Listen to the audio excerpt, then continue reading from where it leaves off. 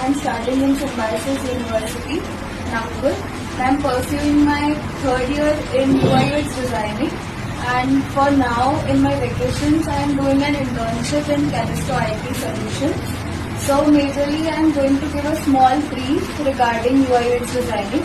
So in designing, the major software we use is Figma as our major software, and in that we majorly design logos and applications.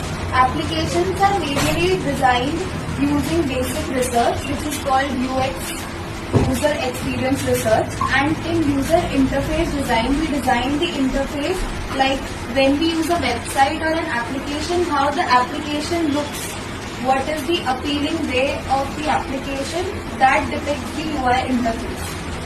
So we majorly use Adobe softwares, Illustrator and Photoshop for logo designs, and logo designs are majorly used in applications and websites. So this is the small brief regarding the UI/UX design.